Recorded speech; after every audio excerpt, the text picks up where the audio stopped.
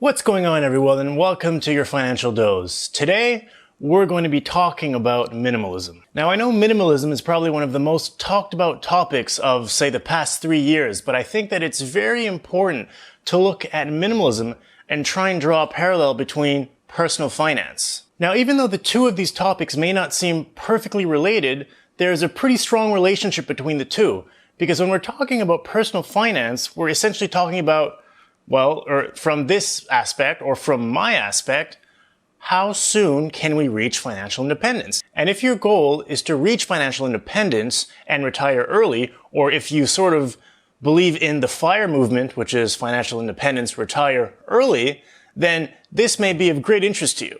Essentially, what minimalism is about, it's about living a life where you don't live in excess, or you keep only what is essential to you.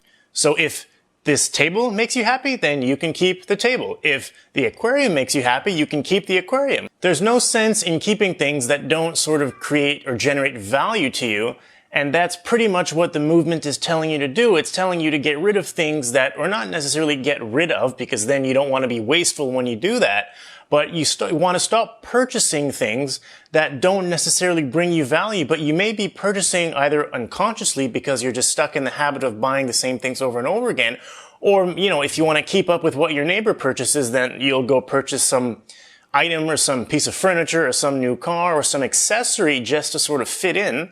And the truth behind all these purchases is, or for most people, it doesn't generate long-term happiness.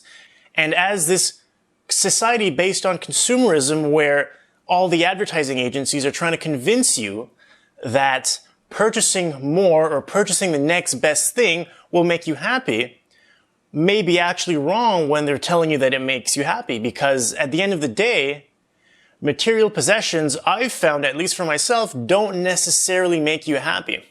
I'm not saying you won't find joy in them, but if you're trying to figure out what the true meaning of your happiness is, for me anyways, it hasn't been in these numerous material possessions. So I would say that's pretty much the core concept of minimalism, and now we're going to sort of connect this to personal finance. The first thing that minimalism sort of promotes is to live below your means. And this may mean a lot of different things for a lot of different people because we don't all have the same means.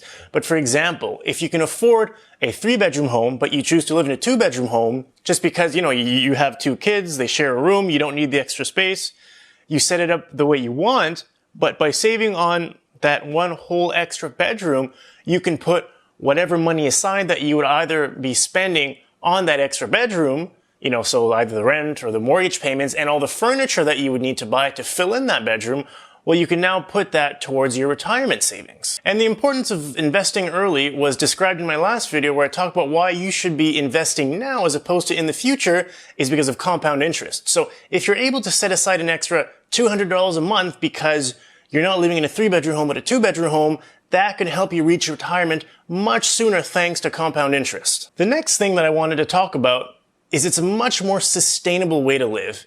Because if you think of the world as a finite resource place, and then you think of capitalism that's constantly trying to find continuous growth, at some point we're going to exhaust all the resources, and we're going to have to find a way to keep the capital system, or the capitalist system, or the general system running, but without necessarily being able to achieve continuous growth, or at least to redefine what continuous growth actually means. So, when we're talking about GDP, and we have all these inputs in GDP, but maybe something like happiness, or the happiness index needs to be included in GDP so that we could keep increasing the GDP number without necessarily increasing the dollars that have to do with the economy. But that's a topic for a whole other video. So by living more sustainably, we essentially have a smaller ecological footprint, we consume less, it costs less to heat the house because you have 2 bedrooms, you actually take up less land, so more people can live on that same amount of area.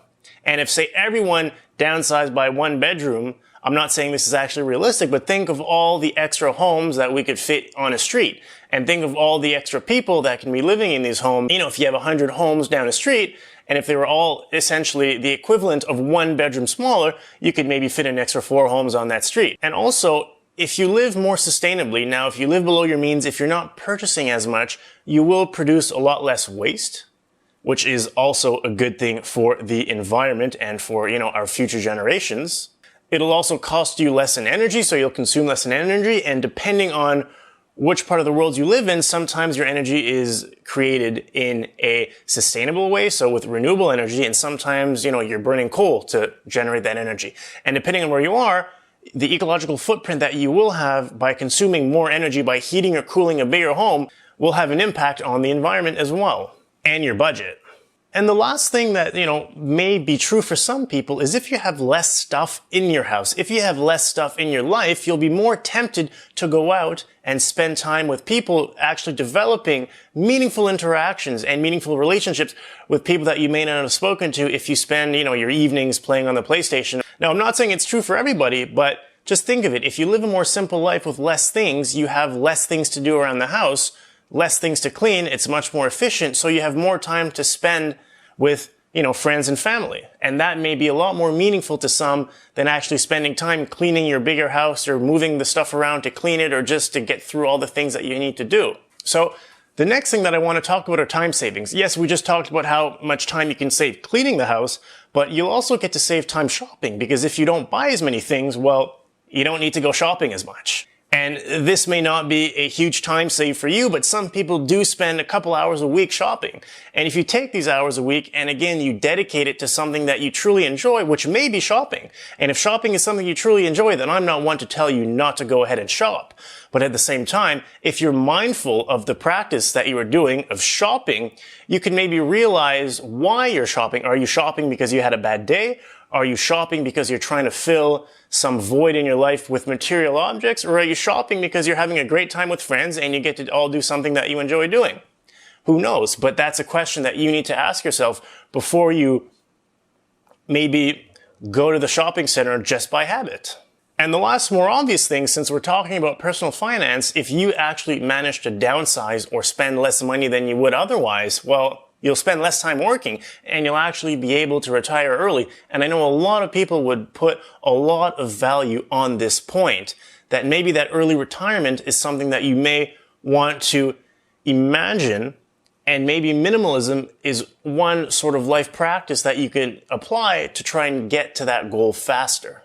Now, the next thing this sort of minimalism exercise would sort of do for you guys is it'll try to help you pinpoint what is truly meaningful in your life. And the reason why I say that is if you're working a 9-to-5 job or a 9-to-9 job or an 8-to-midnight job, how many hours a week you work, how often do you actually take the time to stop and think and ask yourself, am I really happy with what I'm doing?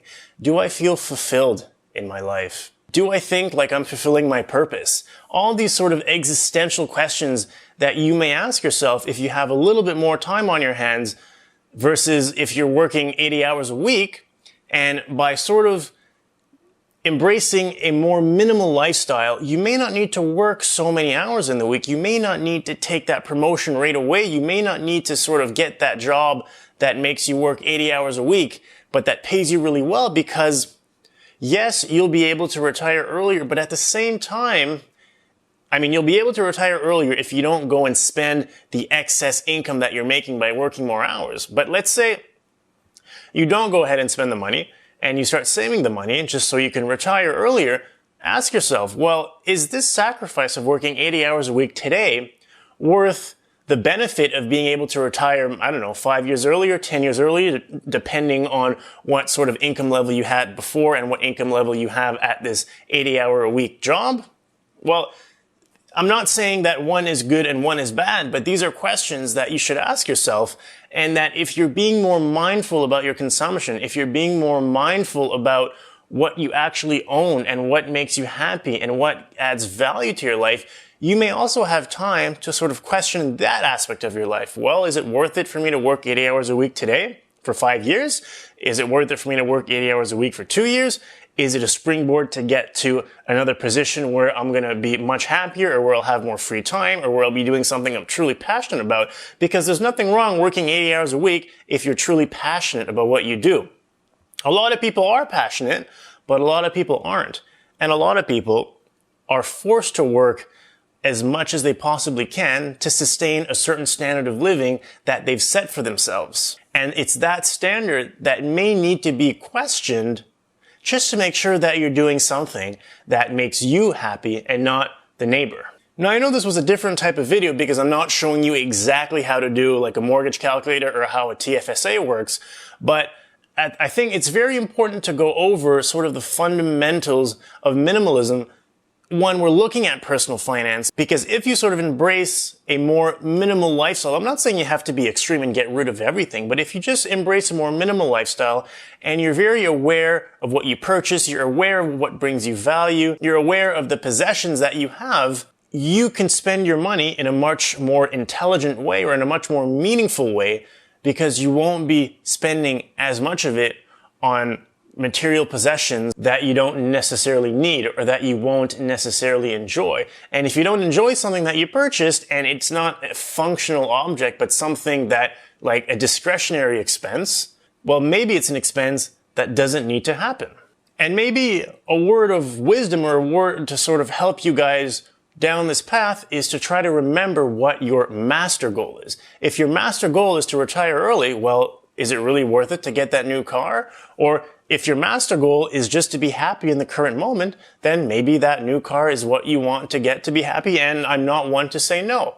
But just try to be more mindful in how you spend your money, and that's a great way to sort of reach, if your goal is to retire early, then to reach that goal, because you'll end up spending less money.